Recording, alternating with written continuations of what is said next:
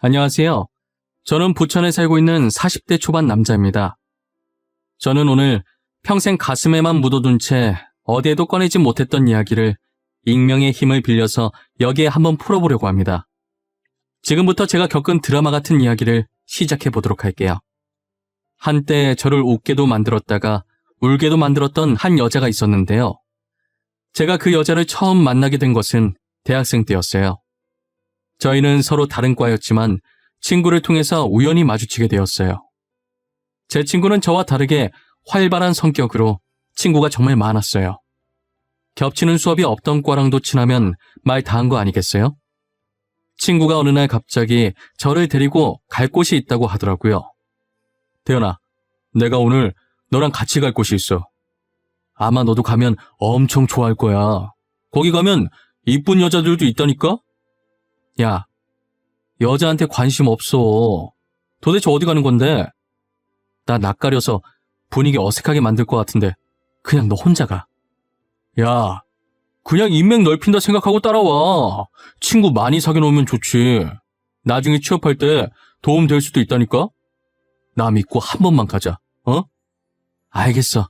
갈게. 갈 거니까 어디 가는지만 말해달라니까. 또 이상한 곳 가는 거 아니야? 그런 곳 갈 거면 나 차라리 집 갈래. 내가 언제 이상한 곳 데리고 갔다고 그러냐. 다 너를 위해서 간 거였지. 그래도 나 덕분에 학교 생활에 대해 좋은 정보 많이 얻고 갔잖아. 안 그래? 막무가내로 끌고 가는 친구와 실랑이를 하던 와중에 약속 장소에 도착했더라고요. 약속 장소는 저희 과 건물에서 꽤 많이 떨어져 있는 무용과 건물이었어요. 친구는 저를 보며 의미심장하게 웃더니 제 팔을 잡고 건물 안으로 들어가더라고요. 수업이 끝난 건지 몇 명만 강의실에 앉아 있었어요. 여자 4명과 남자 2명이 있었는데 그중에 제 친구와 잘 아는 것처럼 보이는 남자가 저희 쪽으로 손을 흔들면서 빨리 오라고 재촉하더라고요. 사태 파악이 다 되기도 전에 얼떨결에 저는 그들의 옆에 앉게 되었어요. 알고 보니 아까 저희에게 손 흔들었던 남자가 제 친구의 고등학교 친구였어요. 간간히 이렇게 모이긴 했었는데 늘 홀수여서 항상 짝이 모자랐다고 하더라고요. 그래서 친구가 짝을 맞추려고 저를 여기에 데리고 온 것이었어요. 저는 처음엔 그 자리에 아는 사람이 친구밖에 없어서 어색하고 숨이 턱턱 막혔어요. 하지만 계속 마주치다 보니 익숙해져서 그런지 자연스럽게 편해지게 되었죠. 저희는 항상 공강 시간이 겹치거나 모든 수업이 마치면 이렇게 8명이서 모여 놀았어요. 저는 원래 낯도 가리지만 말수가 워낙 없어서 있는 듯 없는 듯 조용하게 지냈어요. 그러다 그 중에서도 제일 활발했던 여자 한 명이 제게 다가와서 말을 걸더라고요.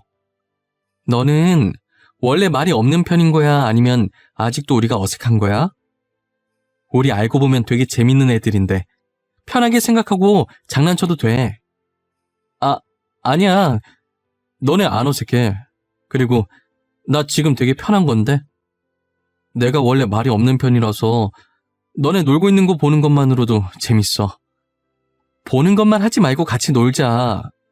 너도 우리랑 놀다 보면 재밌어서 매일 만나자고 할걸? 너 나중에 분명 후회한다. 우리랑 진작에 이렇게 놀 걸 하면서 말이야. 그렇게 저는 여자의 리드하에 같이 어울려 놀기 시작했어요. 정말 여자의 말처럼 진작 이렇게 놀 걸 싶더라고요. 저는 점점 여자의 매력에 끌리기 시작했어요. 그렇다고 그녀에게 이런 제 마음을 전할 수는 없었어요. 그녀는 여자들도 반할 만한 외모의 소유자였거든요. 그녀에게 대시하는 수많은 남자를 두고 저를 만날 리 없다고 생각했어요. 저는 그런 그녀가 저와 같이 놀아주는 것만으로도 감사했습니다. 하지만 이런 만남도 새내기 시절 잠깐이었는지 다들 학점 챙긴다고 바빠서 지속적으로 만나지는 못했어요. 저는 학고 위기에 놓인 간당간당한 제 성적에 허우적거리고 있었고 그녀도 실기시험이 많아 준비하느라 시간이 없었죠. 결국 우리는 졸업할 때까지 제대로 연락할 시간도 만날 시간도 없었어요. 저는 조그만 중소기업에 취업하고 오랜만에 친구와 만나게 되었어요. 친구도 이제 막 시작하는 스타트업 회사에 취업했더라고요. 이런저런 영양가 없는 말만 하다가 새내기 시절 때 이야기가 나왔어요. 대현아, 대학교 1학년 때 기억나? 한참 무용과 애들이랑 놀러 다닐 때 말이야. 우리 그때 진짜 재밌었는데, 그치? 나는 가끔 그때로 돌아가고 싶어. 더 열심히 놀 걸 후회한다니까? 기억나지? 어떻게 잊어, 그걸? 내가 처음이자 마지막으로 제대로 놀아봤잖아. 나 원래 엄청 조용했던 거 알지? 진짜 걔네 덕분에 많이 밝아졌잖아. 걔네는 지금 뭐하고 있으려나? 간만에 애들한테 연락해봐야겠어. 우리 다시 뭉쳐서 그간 쌓였던 스트레스 다 같이 풀어야지. 안 그래? 친구가 했던 말이 빈말이 아니었던지 조만간 만나기로 했다고 톡이 왔더라고요. 그렇게 몇 년 만에 만난 저희 8명은 새내기 시절로 돌아간 기분이었어요. 다시 만나게 된 그녀는 그때보다 훨씬 더 예뻐지고 성숙해졌더라고요. 여전히 밝고 눈부신 그녀를 보자 감회가 새로웠어요. 태연아, 이게 몇 년 만이야. 우리 진짜 오랜만이다. 그치? 그동안 잘 지냈어? 요즘 뭐하고 지내? 일 다니고 있어? 또... 지연아, 숨 넘어가겠어. 진정하고 하나씩 물어봐. 나는 남들이랑 똑같이 취업 준비하면서 치열하게 지냈어. 넌 어떻게 지냈어? 난 고생 좀 했지. 무용과 나와서 교수까지 하고 싶었는데 여자 마음 갈 때라잖아.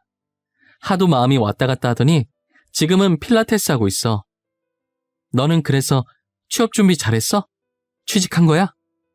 취직했지. 조그만 중소기업이긴 하지만 직원들이 다 좋아. 그래서 잘 다니고 있어. 원래 회사 사람들이 좋아야 오래 다닌다잖아.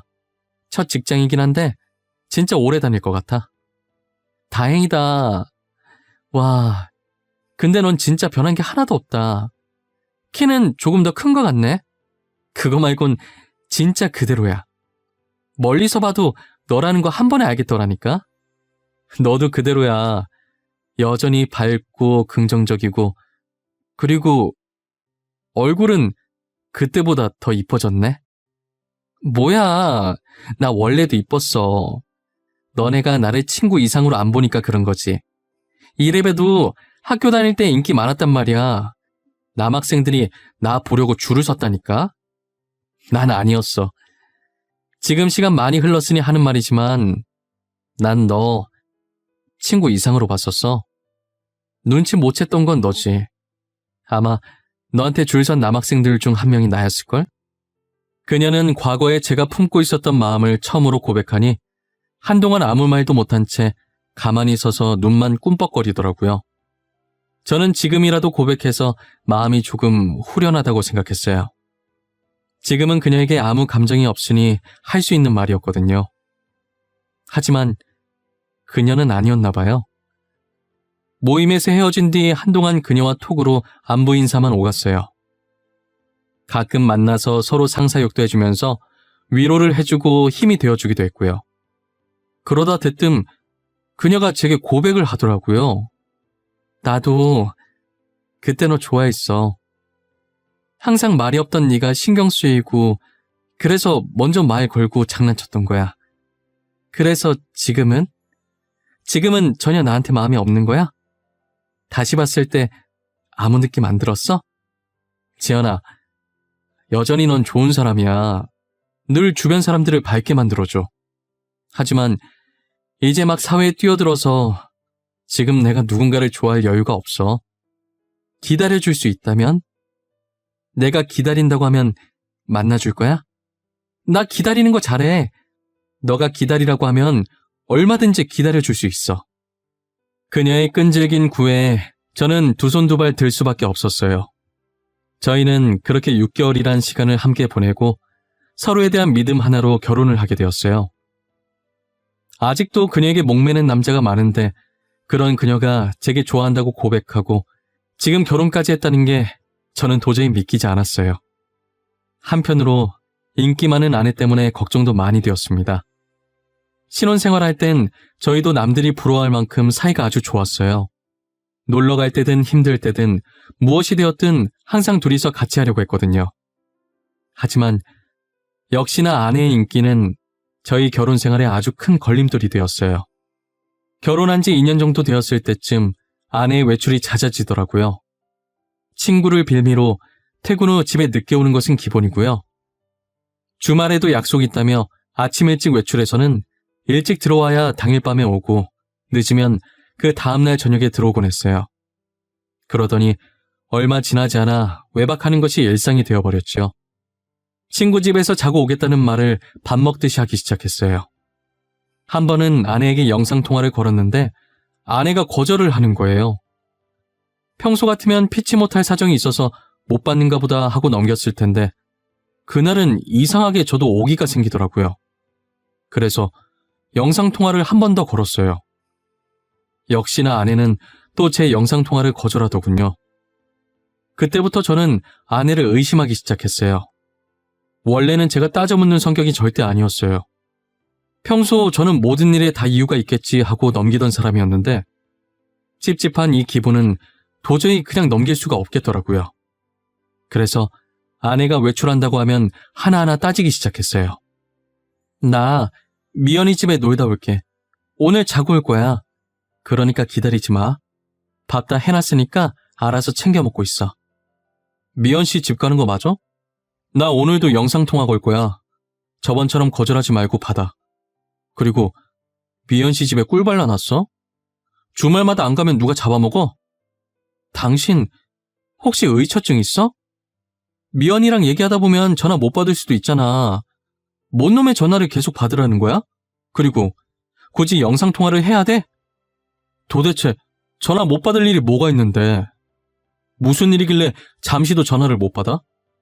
당신 영상통화 말고 일반 통화로도 해도 잘 안 받잖아. 됐어, 그만해. 안 가. 내가 안 가면 되잖아. 그러니까 진짜 그만해. 고작 전화 가지고 예민 반응 보이는 아내를 보니 괜히 더 의심이 들더라고요. 저는 확실한 증거를 찾아야겠다고 마음먹었어요. 아내가 샤워하러 들어간 사이 아내의 폰에서 톡 알림이 뜨더라고요. 보낸 사람 이름을 보니 미연 씨더라고요. 그래서 그냥 넘어가려고 했는데 그 다음에 울린 알람을 보고 그냥 넘어갈 수 없었어요. 분명 미연 씨 이름으로 온 톡에 내용이 심상치 않았거든요. 오늘 밤 아내를 위해서 준비했다는 글을 보냈더라고요. 저는 그때 무언가 있다라는 쎄한 느낌이 들었어요. 다행히 아내 폰은 잠금이 걸려있지 않아서 손쉽게 톡방을 들어갈 수 있었어요. 미연 씨와 함께 대화를 나누던 톡방을 누르는 순간 온몸에 소름이 끼쳤어요. 알고 보니 미연이라는 사람은 아내가 저 몰래 만나온 남자였어요. 정말 치밀하게 상간남 번호를 미연이라는 여자 이름으로 저장해놓고 제가 의심할 수 없도록 만든 것인데요. 이제껏 미연이 집에 놀러간다고 했던 것도 다 이 남자 집에 놀러간 것이었어요. 아내의 이런 뻔뻔함에 정말 기가 차고 제가 지금까지 속았다는 게 어이가 없었어요. 저는 아내가 샤워하고 나오자마자 휴대폰을 들고가 따지기 시작했어요. 역시나 아내는 모르는 척 발뺌을 하더라고요. 당신, 이게 다 뭐야? 여기 있는 대화 내용들 뭐냐고. 이때까지 미연 씨라고 했던 사람 남자였어? 당신 지금 제정신이야? 당신이야말로 지금 무슨 소리를 하고 있는 거야? 미연이가 남자냐니? 당연히 여자지. 당신이 생각하는 그런 거 아니야. 그리고 남의 폰을 왜 마음대로 보고 난리야? 내가 무슨 생각하는데? 찔리는 게 있으니까 내가 그런 쪽으로 의심한다고 생각하는 거 아니야? 그럼 여기에 있는 커플 사진들은 어떻게 해명할 건데? 서로 사랑한다고 하던 대화들은? 아내는 모른다고 시침이 떼더니 전에 나눴던 대화들과 커플 사진들을 언급하니 그제서야 무릎 꿇고 빌기 시작하더라고요. 처음엔 정말 화가 나고 정말 빈손으로 집에서 내쫓고 싶었어요. 하지만 사람이 살다 보면 실수할 수도 있다고 생각해서 넘어가 주기로 했어요. 사람은 고쳐 쓰는 게 아니라더니 어르신들 말씀 틀린 거 하나 없었어요. 아내는 정신을 못 차리고 얼마 안 지나 또다시 외도를 하는데요. 이번엔 새로운 폰을 하나 더 만들어서 여러 남자와 대화를 하더라고요. 제가 아내를 의심을 해서 아내의 물건에 손대다가 발견한 건 아니고요. 멍청한 아내가 술을 먹고 새 휴대폰을 침대 밑에 떨어뜨려 놓은 거예요.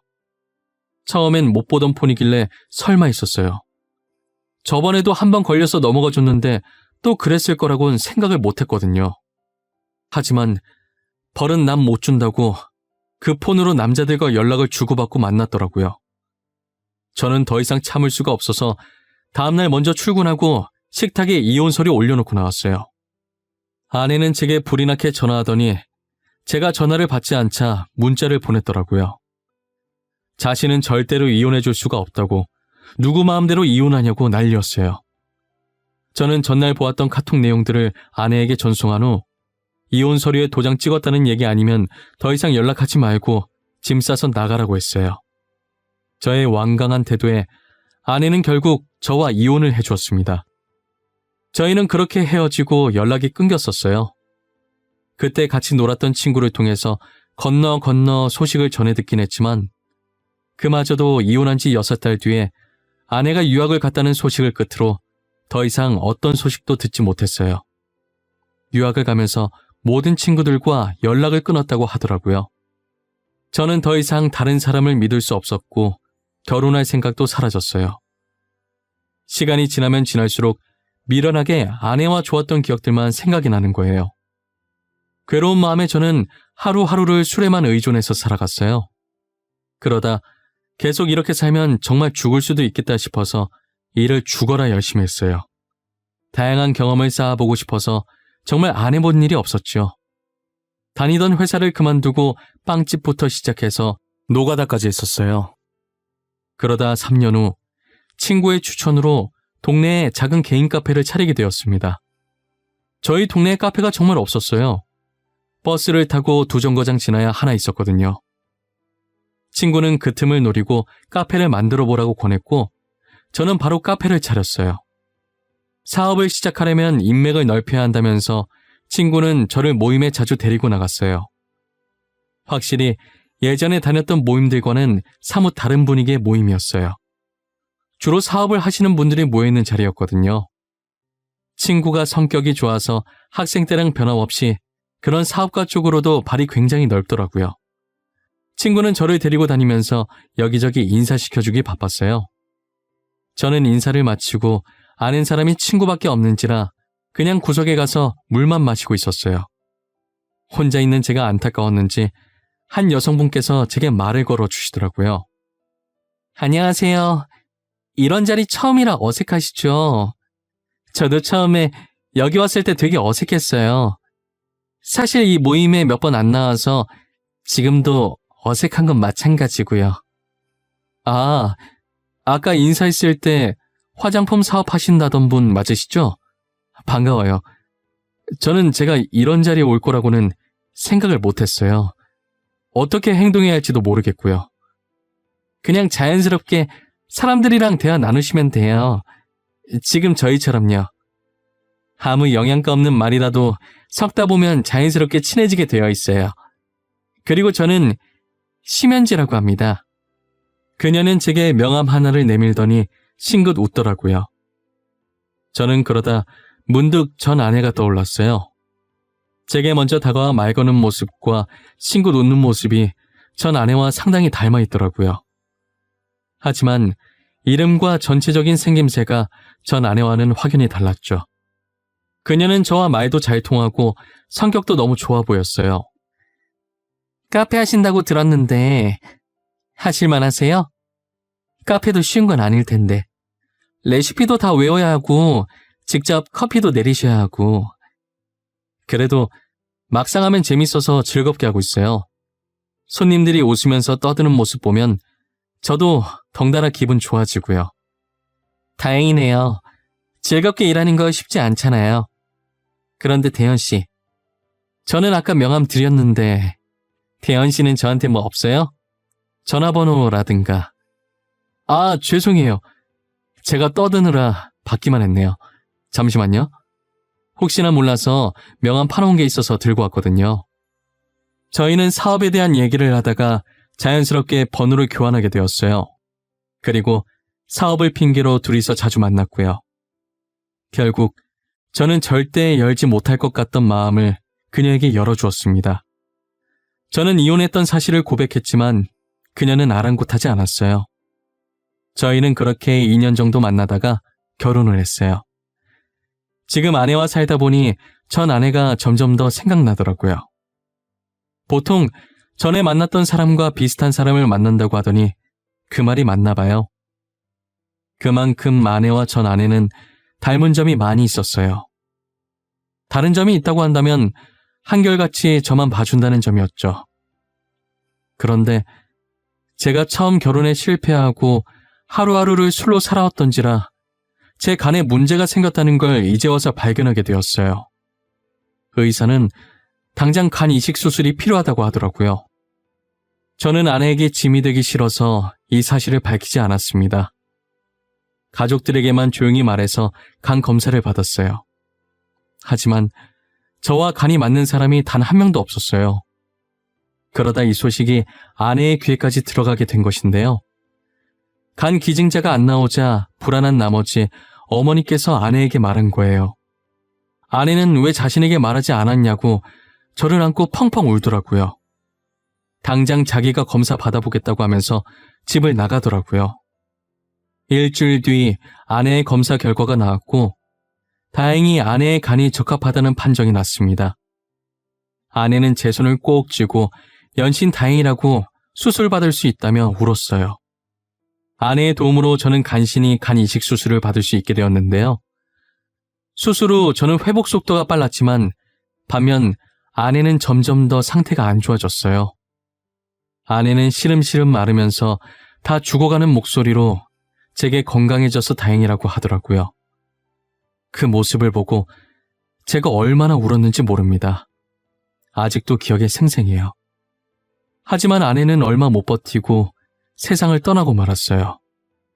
사망 사유는 위암이었더라고요. 처음 아내가 위암이라는 것을 제가 수술하고 나서 회복하기 전에 어머니가 들었는데 아내는 너무 간곡히 부탁하는 바람에 제게 말을 못했다고 하더라고요. 아내는 본인이 얼마 못 살 거라는 것을 알고 제게 간을 주고 떠난 것이었어요. 그 사실을 알고 아내의 영정사진을 끌어안고 어린아이처럼 엉엉 소리내어 울었어요. 당장이라도 제게 달려와 울지 말라고 제 어깨를 토닥거리며 달래줄 것 같던 아내가 더 이상 이 세상에 없다는 게 정말 믿기지 않았어요. 아내의 유품을 정리하다가 침대에 엎드려 또다시 울기 시작했어요. 얼마나 울었을까. 울다 지친 저는 그대로 잠이 들어버렸어요. 꿈에서 아내는 저를 보며 활짝 웃고 있더라고요. 그러더니 액자를 잘 보라는 말과 함께 사라지더라고요. 잠에서 깬 저는 곧장 침대 옆 협탁에 있던 액자를 꺼내 들었고 액자에 끼워져 있던 편지 하나를 발견하게 되었습니다. 곧 자신이 죽을 것이라는 걸 예감하고 적은 아내의 마지막 편지였어요. 편지 내용엔 이 글을 볼 때쯤이면 자신은 이 세상에 없을 것이라며 그동안 제게 진 빚을 이렇게라도 갚고 떠날 수 있어서 다행이라고 적혀 있었어요. 저는 평소 아내와 사이가 좋았고 한 번도 다툰 적이 없었기 때문에 이 편지 내용이 이해가 안 갔었어요. 하지만 다음 문장을 읽고 바로 이해할 수 있었죠. 알고 보니 아내는 제 전 아내였습니다. 유학 갔다던 아내는 사실 그 기간 동안 성형을 하고 이름도 바꿨죠. 그리고 나서 다시 제 앞에 나타난 거예요. 수많은 남자들을 만났었지만 다들 자기를 어떻게 해보려는 속셈만 가득했고 껍데기만 좋아했지 자신을 진심으로 사랑해주지 않았다고 제가 늘 그리웠다고 하더라고요. 아내도 울면서 쓴 편지였는지 한 장 가득 미안함이 담긴 편지지 위로 중간중간 눈물이 한두 방울씩 떨어져 있었어요. 저는 그 편지를 보며 눈물이 멈추질 않았습니다. 그동안 아내를 정말 수도 없이 많이 원망하고 미워했지만 저 못지않게 마음고생 심했을 아내를 용서하기로 했어요. 아내가 잠든 곳을 찾아가 이제 편안하게 가라고 마지막 인사를 했어요. 저에게 있어서 여자는 아내가 처음이자 마지막 여자였어요. 지금은 몇 년째 연애도 하지 않고 홀로 카페를 운영하며 지내고 있습니다. 앞으로도 누구와 만나지 않고 이렇게 혼자서 아내 몸까지 잘 지내보려고 합니다. 제 사연은 여기까지예요. 들어주신 모든 분들께 감사합니다. 늘 행복하세요.